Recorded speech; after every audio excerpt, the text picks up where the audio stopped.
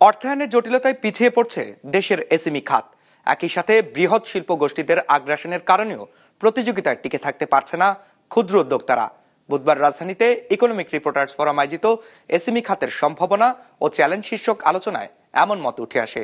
এ সময় ক্ষুদ্র উদ্যোক্তাদের সুরক্ষা দেওয়ার পাশাপাশি অপ্রাতিষ্ঠানিক উদ্যোক্তাদের প্রাতিষ্ঠানিকীকরণের তাগিদ দেওয়া হয় আলোচনায়। 250টিরও বেশি ডিজাইন অপশন নিয়ে ওয়ালটন স্মার্ট ফ্রিজ, বোঝে আপনার প্রয়োজন। ছোট কিংবা বড় যে কোনো ব্যবসার প্রথম ও প্রধানতম হাতিয়ার পুঁজি। আর এই মূলধন সংস্থান করতে একজন উদ্যোক্তাকে দ্বারস্থ হতে হয় আর্থিক প্রতিষ্ঠান কিংবা ব্যাংকে।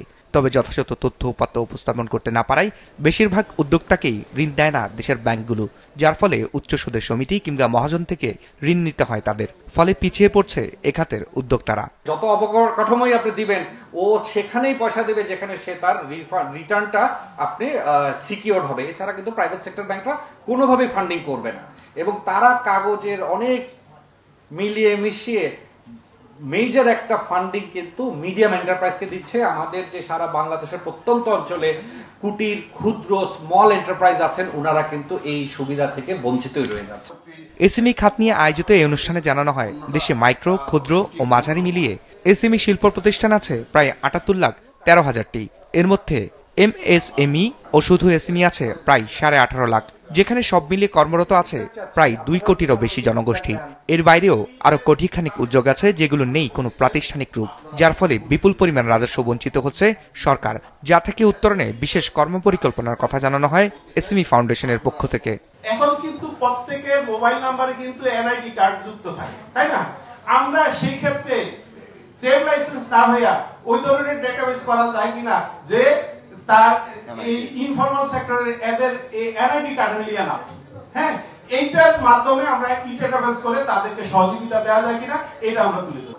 শুধু তাই নয়, অনুষ্ঠানে উঠে আসে বৃহৎ শিল্প প্রতিষ্ঠানের আগ্রাসনে ক্ষুদ্র উদ্যোক্তাদের পিছিয়ে পড়ার গল্প, যেখানে ক্ষুদ্র উদ্যোক্তাদের সুরক্ষা দিতে বিশেষ নীতি প্রণয়নের কথা জানানো হয় এসএমই ফাউন্ডেশনের পক্ষ থেকে। বলা হয়, ক্ষুদ্র উদ্যোক্তাদের ব্যবসা সম্প্রসারিত হলে বাড়বে দেশের অর্থনীতির গতিও। এই যে ছোট ছোট বা এসএমইরা, স্মল এন্ড মিডিয়াম এন্টারপ্রেনার যারা, তাদের জন্য পলিসি সাপোর্ট দরকার, যাতে করে তাদের বড়দের আগ্রাসী থাবায় তারা টিকে থাকতে পারে। এই ধরনের পলিসি যদি আমরা নতুন যে এসএমই পলিসি আমরা প্রণয়ন করতে যাচ্ছি, সেখানে যদি আমরা ইনক্লুড করি, তাহলে এটা হবে একটা সেফগার্ড।